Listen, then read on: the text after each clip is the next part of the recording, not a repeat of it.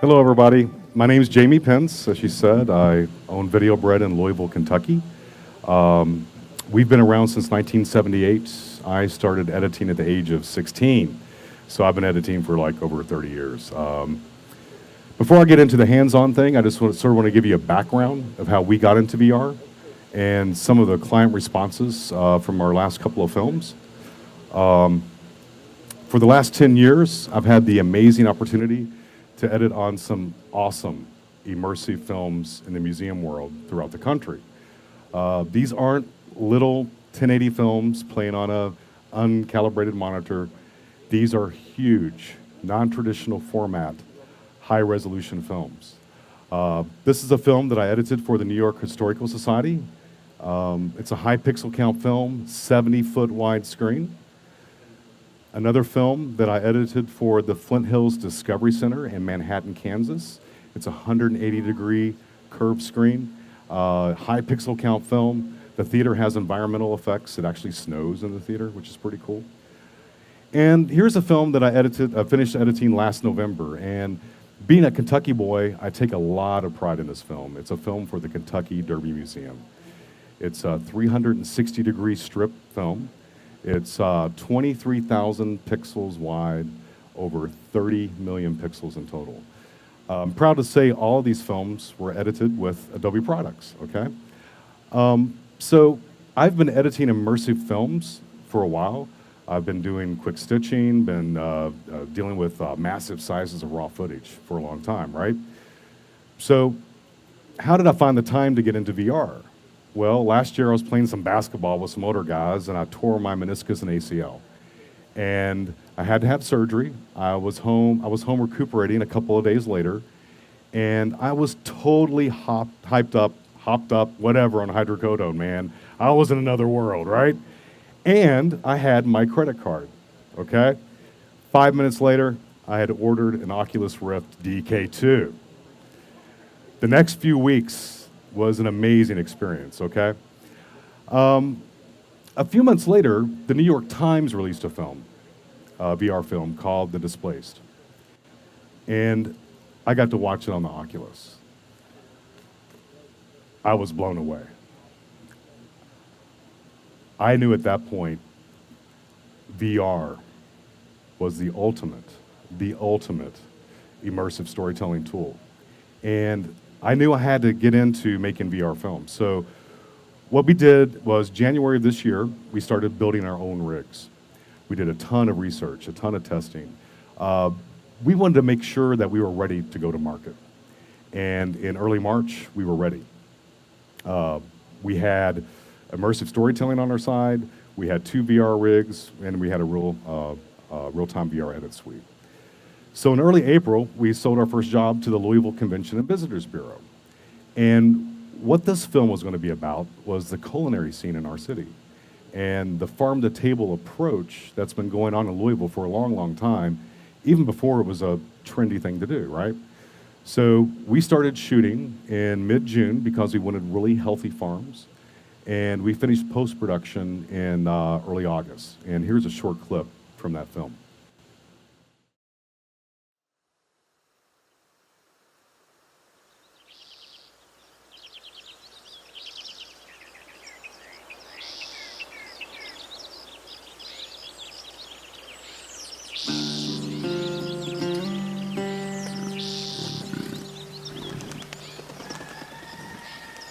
One of my favorite things to do is just cooking with what's around me.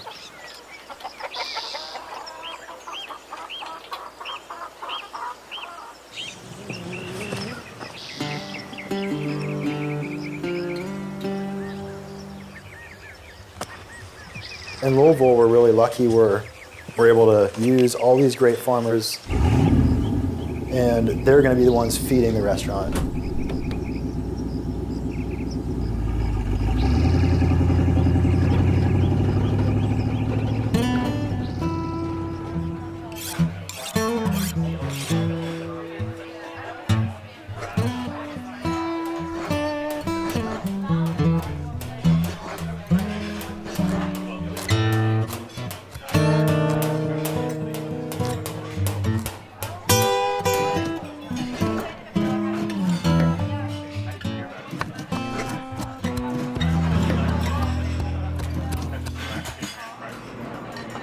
Service.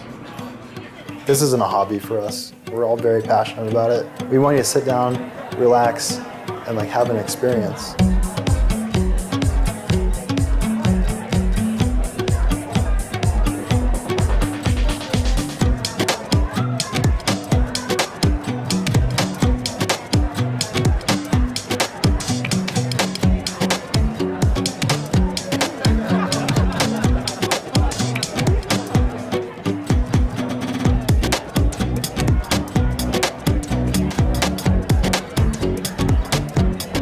You hope that somebody sees it in full circle once they experience it. It's inspiring and pushing yourself to stay local and still be delicious.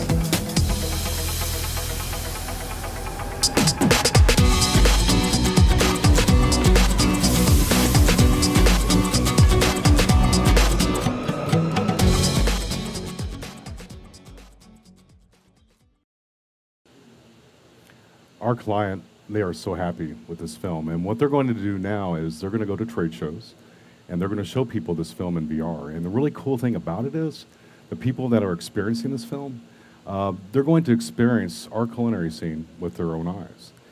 And I'm really proud of this film. This is a film that we won the Samsung Gear VR Awards in our category. And to be able to tell this story has been an amazing experience, and to tell it in VR has just been so cool. And like I said before, our client is so happy. And we're finding out these films that we're making in VR are just, the rewatchability of these are amazing. If you do something traditional, you might get, say, let's just put it this way, when you do something in 360, you might get like 3 to 4 times the amount of views because people are rewatching it because they don't want to miss anything. But here's what our client had to say about this piece. The results and reaction to this piece are nothing short of phenomenal. I mean, it really, really moved the needle for our client and the amount of shares and views. Here's another piece, another VR piece that we finished up about a month and a half ago, and it's for the Ole Miss football program. And what they wanted us to do was to get a behind-the-scenes VIP view of game day for either a potential recruit or for the Ole Miss superfan. And here's a short clip from that film.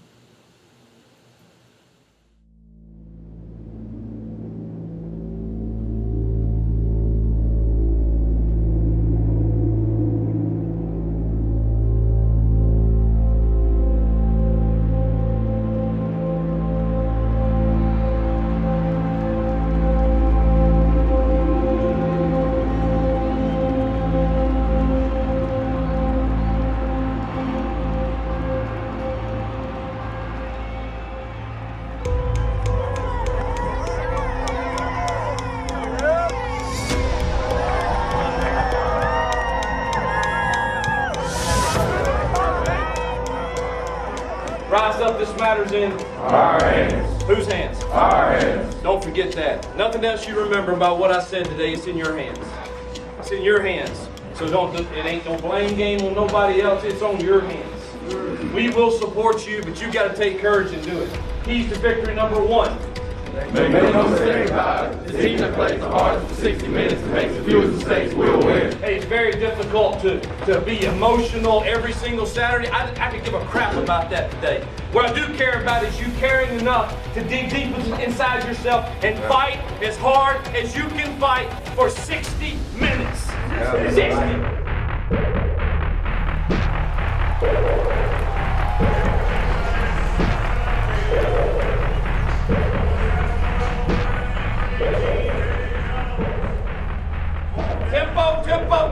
Tempo, hug the football. Tempo, hug the football. Forward defense. Pursue, gang tackle, knock the crap out of them eyes. You're really close, D. And if I know you like I think I know you, you're ready to chase a bulldog today.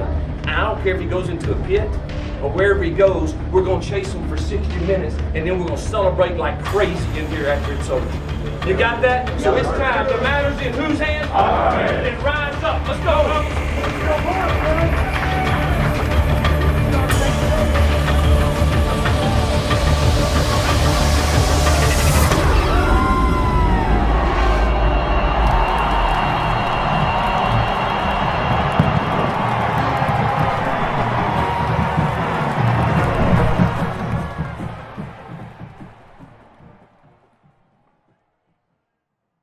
That was one of the most amazing experiences of my life. I mean, just check it off the bucket list. Thank you, thank you. Having all access behind the scenes of an SEC football game. And we learned so much from our first film to that film. We shot that on a Saturday with 5 rigs, and we had to finish that product the following Wednesday. And now, I wish we had more time to do sky correction, and there was some dirt on the lenses we could have painted out, but we moved pretty quickly on that, was able to tell a really fun story. And once again, like I was telling you guys earlier, it really moved the needle. And here's what our client had to say. The 360-degree video produced by Video Bread quickly became one of the most shared pieces of content on our social media pages. And I just want to say those 2 VR films that I showed you, there's no way we could have done those without the tools, the VR tools from Adobe and Metal. There's just no way. I still want to remind people, it still comes down to a great story. Great content has a great story. Having beautiful images helps too, and that's what I wanted to show you today. In our first film, the culinary piece that I showed you earlier, the second shot is in a field full of bison. And I didn't want to put our expensive high-resolution 6 rig in the middle of that field around all these big bison. I didn't want that rig destroyed. I was up on a hill in a gator trying to herd this bison towards the camera, right? And I didn't realize how big bison were until we location scouted the week before. Here's a picture for reference. They're pretty damn big, right? Okay. So we decided to go ahead and shoot that shot with our cheaper 2-camera rig. And we get back to the shop, I stitch the footage, and I look at it in the Oculus, and my heart dropped.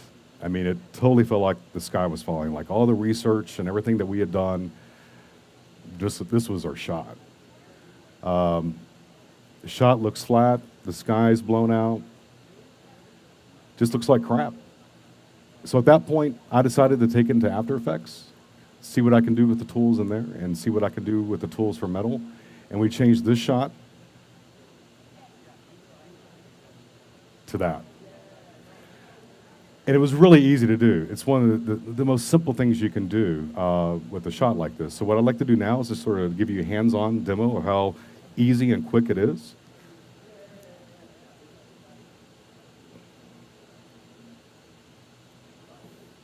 So here's our shot. And really the first thing that we need to do, and I'm going to show you here real quick, is if you look at it, I've got a camera rig down here. So we need to get rid of that.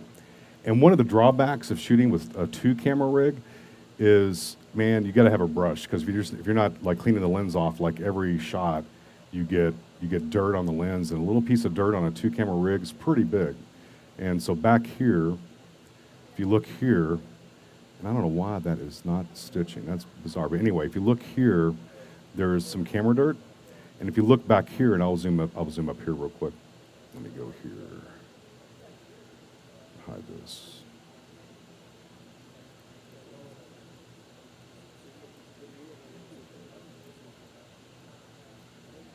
Wrong side, let me go over here. If you look to the right here, here's that lens dirt right there, and we're at 3rd res, that's why. So there's some lens dirt. Right here is my DP that's hiding behind that fence post, and I don't blame him, man, because those animals are big, okay? And so what we're going to do first is we're going to paint out the rig using Adobe Metal tools, and we're going to paint out that dirt, and we're going to paint out our DP. So the first thing we need to do is, this image right now is in an equirectangular format, and as you can see down here, you don't really have a clean view or clean way of getting rid of that camera rig. So we're going to convert this from an equirectangular format to a cube map, and we're going to go to Metal, and we're going to go to Skybox Converter, okay? And over here, I've got an input and an output, and the input right now is equirectangular. We're going to change that to cube map. If you see what happens here, it sort of unwraps that into like a little cube. And so here's our tripod now that you see that should be easy to paint out now, right? And if you look over here, and we'll zoom in here a little bit, there's our dirt and our DP. So I'm going to go ahead and export this as a Photoshop file.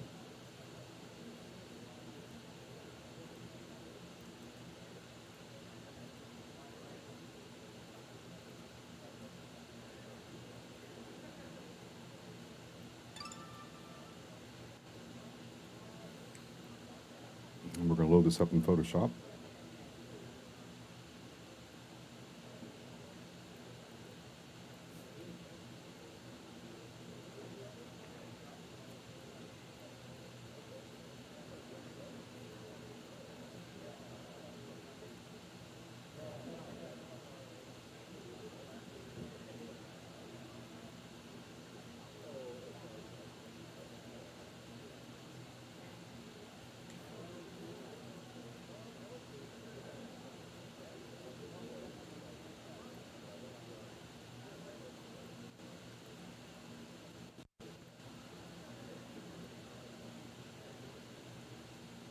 So that's gone. Now we're going to get rid of our dirt.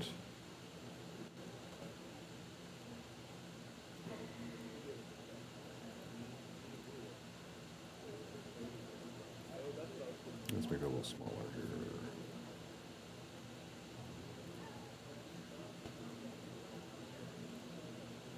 Dirt's gone. Now we're going to get rid of our DP.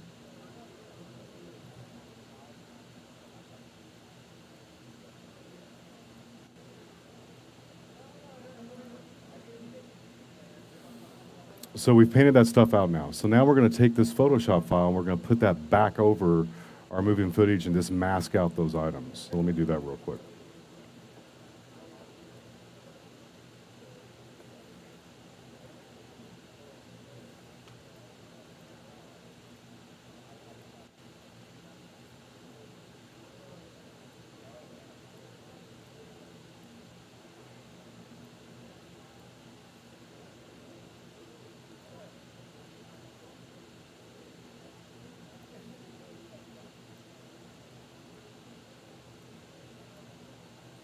So I'm going to take my Photoshop file and just turn the transparency down for a second so I can see where this tripod is. There it is. We're just going to cut around it.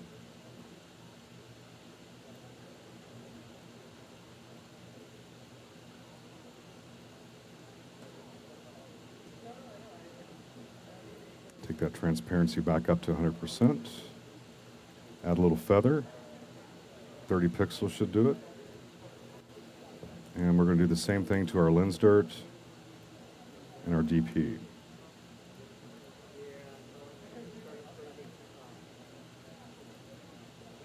And same thing here.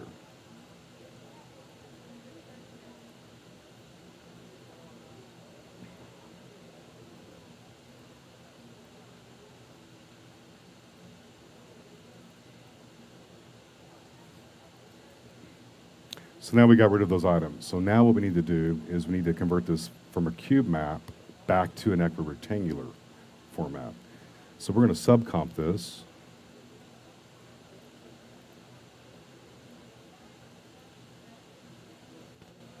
And we're just going to go back to our awesome metal plugins, Skybox Converter. And there you go. We've changed it from a cube map to an equirectangular. So now when you look at that scene, we look down here, there's no tripod, right? Our DP is gone, and our lens dirt's gone. So now what we want to do is we want to cut a mask on a horizon and add a new sky. So let's do that real quick.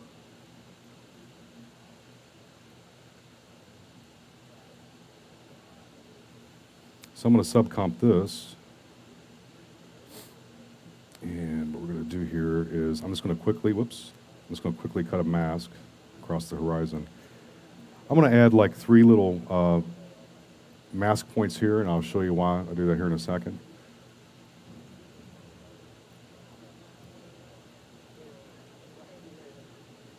And I'm just going to cut this fast.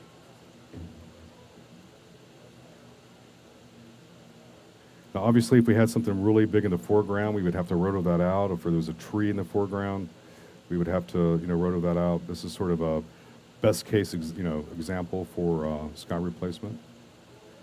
And of course, if you guys went to the sneak peeks last night, this might just be done with a one-click touch here pretty soon. Hopefully it is. But until then, like I said, I want to add 3 little pixels over, or 3 little points over there.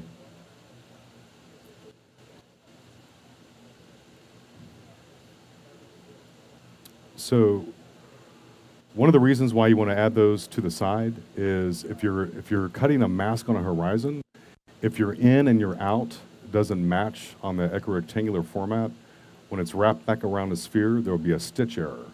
So you want to make sure when you're coming in and you're cutting a horizon mask, you want to make sure your ins and your outs are exactly on the same level. So we're going to throw like a ruler tool here real quick.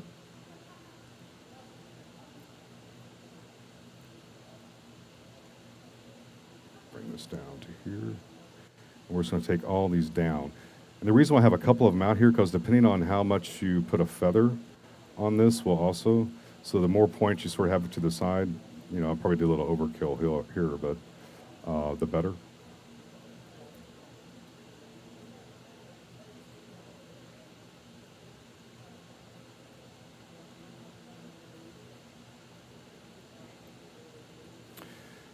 Now, fortunately, we did have our 6 rig on location, and so we used the 6 rig back up on the hill, and we exposed for the sky, and that's what this shot looks like right here. You know, you could do the same thing, like Theta is right over there, and we have that still camera, and it's amazing on stills. On the video, it's not that great, but on stills, for location scouting, things like that, it's really awesome. It's got like a resolution of 5722 by something. We use that for the time-lapse stuff in the Ole Miss football game.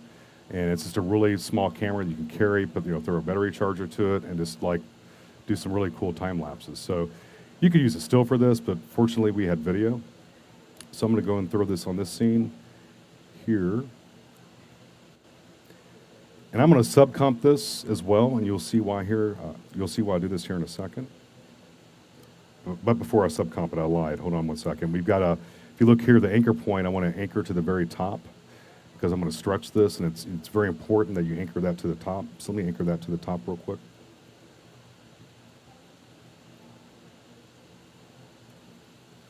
So that's now anchored to the top. If you see over here, we still have some trees from that scene.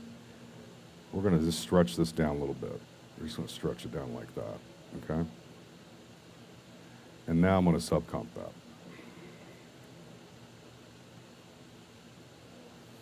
Next thing we're going to do is we're going to feather this out, this mask that we did, to like 150.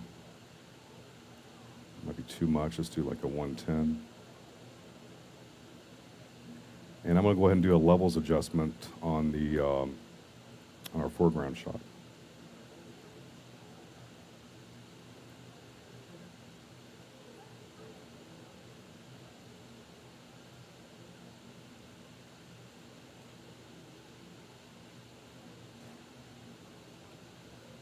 I'm also going to throw level adjustments on the sky here just to bring out some more of those cloud details.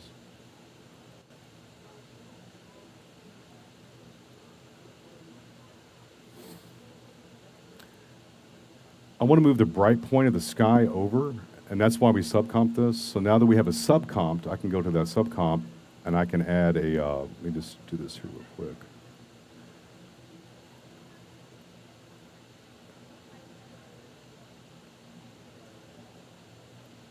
I can add another metal plug in here.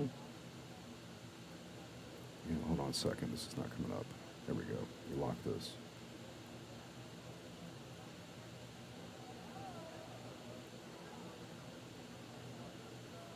And I can pan that shot.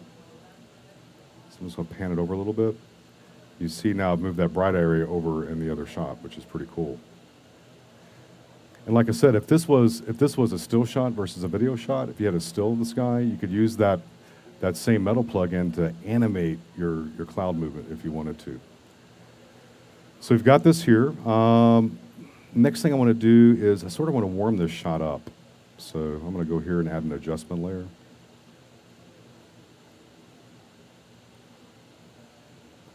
Throw some Lumetri color on here and just warm this up.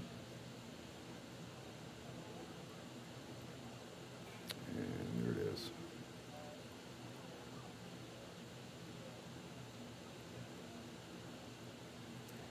Here we go.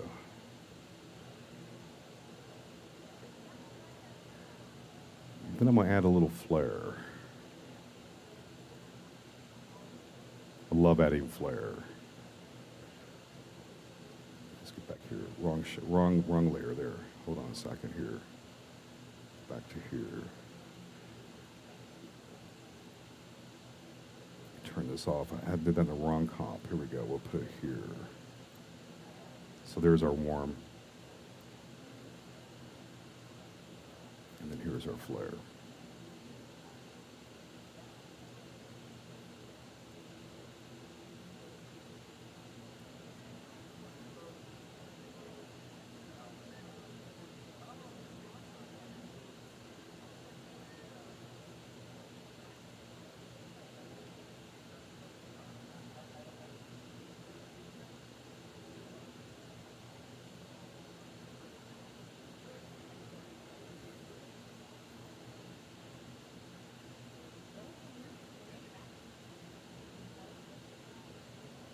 So that's what we started with. And that's what we just made. And that was with the tools from Metal, and I'm gonna go back here. You can see now. Of course, it's not updating the composition I want it to. Look here. Sorry about that. But anyway, that's our shot. This is usually where I sort of end my presentation, but you know, for me, this was the easiest thing that we did in this piece. And I don't know if you guys remember being a kid or not when you got your first crayons, but you always got like 16. And when I did this shot, it felt like I got the 64 box of crayons with the built-in sharpener. And it was like, what else can we do, you know? And I don't have the project for the stuff that we did, but what I can do is sort of step through a couple of things that we did with the rendered piece. Let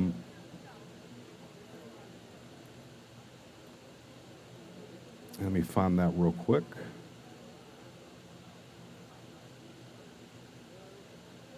And here we go.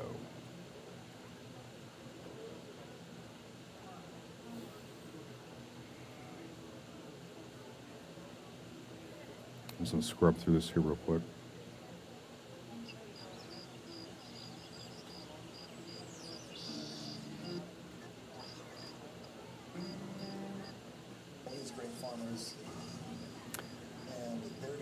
Now, this is one of my favorite shots of the film, you know, and like I said, we went through and we got rid of the rigs on everything, but if you look down, you know, we still put like a little indicator. What we wanted to do was sort of guide our viewer what the sort of the focal point was of the film, and we made it transparent because I wanted people to know that we still took the time and effort to paint out the rigs. We didn't want to cheat, you know. But if you look over here, this was sort of a problem piece for us, and we fixed it here, but let me show you before.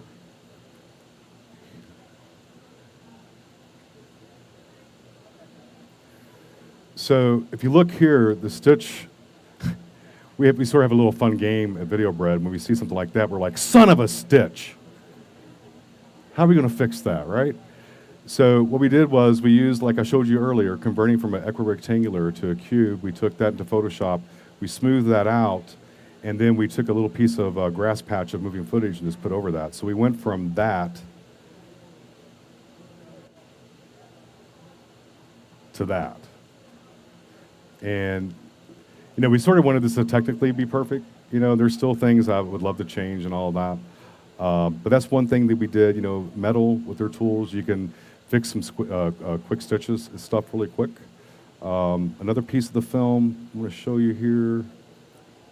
Let me get to it. I'm going to turn the volume down here so we're not.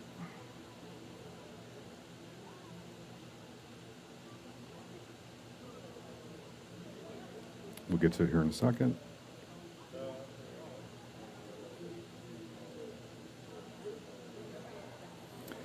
Okay, this shot right here, you know, this was a 2-camera rig, and I meant to mention earlier, Metal also makes a plugin called Sharpen, which is amazing. You apply it to this 2-camera rig footage, and it really brings out the detail. But this shot right here, you know, worked really well, except for we had a problem area over here, and I'll show you what that looked like. Everything else looked great except for that. That was what the stitch looked like, okay? So we went from this stitch, and we took things in the Metal, and we did that. So Metal allowed us to get rid of that stitch error. Something else that I thought was really cool that we did was they wanted us to highlight like 8 restaurants. So instead of showing all these restaurants as full 360s, we decided to use some creative masks and take it into metal. And on the first shot here, go back here. We start with this scene. So you sort of have a full 360 of the scene. We shot every restaurant the same height, and then with creative masking, we end up with something like this. See, and so if you look here, you've got 4 different restaurants and one 360, all at the same height. We use some really neat masking techniques to make it feel like that is like this in the same room, right? One of my favorite shots that we did with that technique is down the road here. I just want to show you that, and then I'll finish. Oh, I got something else to show you too. It's pretty funny. So this was just a really cool way of blending. Like this restaurant has paintings on the ceiling, so what we did, we just sort of blended everything together. I mean, and like I said, with the metal tools and some creative masking, you can really do some neat things here. And lastly, any kind of video I do, I try to throw in an Easter egg. And it's sort of my signature. I just think it's really fun. I like throwing in an Easter egg. So on our last shot here, it's a great restaurant. It's called 8 Up. And it's on the top of this beautiful building. The sunsets are gorgeous. So here it is. This place is called 8 Up. It's amazing. It's beautiful. And so there's my DP. And just chilling out, and he's watching something on a monitor here, and with the help from metal, I was able to put in our company logo right there.